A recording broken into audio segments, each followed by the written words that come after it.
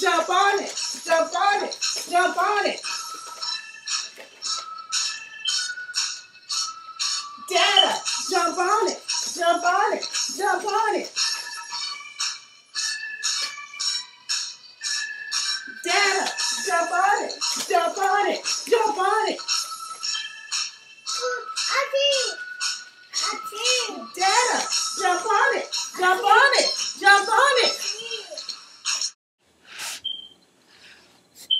Research suggests that although African American girls are interested in science, they experience racism and sexism in the science domain and hence remain underrepresented in science programs and fields. These isms often discourage African American girls from pursuing careers in science. Those who remain highly motivated to continue studying science must swim against the tide. I use the constructivist theory approach by Sharmas. And Sharma simply says, data do not provide a window on reality. Rather, the discovered reality arises from the interactive process and its temporal, cultural, and structural context.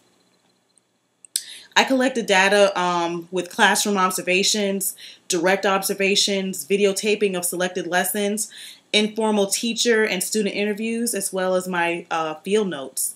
I use critical race theory in education as my lens, and it simply states that those who use critical race theory in education, we advocate to demonstrate the strength and complexity of people of color in ways that value the cultural traditions of the individuals represented.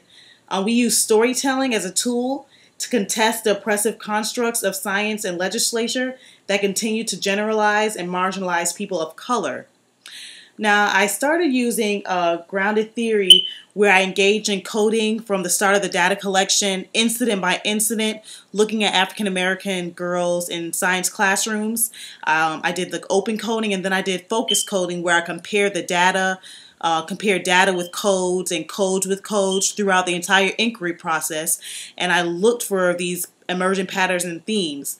This allowed me to move beyond inductive knowledge and check my emergent theoretical ideas through collecting focused data. After this analysis, however, I was stuck. I came up with themes, but I didn't feel like I had enough to really construct a theory. And I wanted to share the experiences of African American girls in schools, but the experience that I had observing them and interacting with them as well.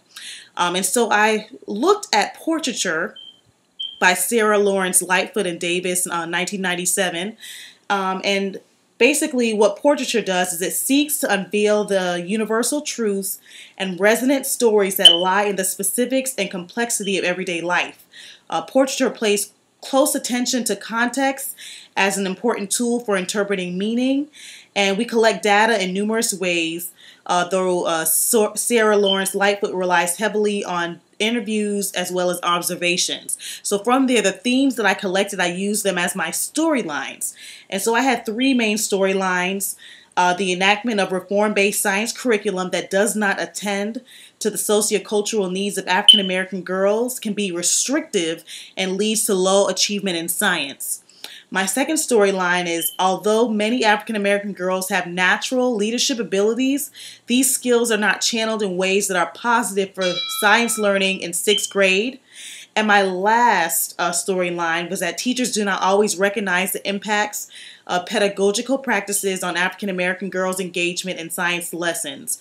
So what I did as well was use critical race theory as my lens to look at it. And basically, critical race theory, again, it focuses on race as the central idea, and that's what I use to explore the intersections of race and gender as they're related to African American girls and their experiences in middle school classrooms.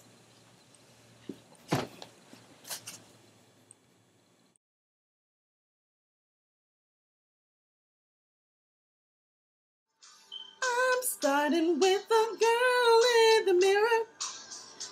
I'm asking her to change her ways. And no message could have been any clearer. If you want to make the world a better place, take a look at yourself and make a change. I'm starting with the girl in the mirror. I'm asking her to change her ways. And no message could have been any clearer.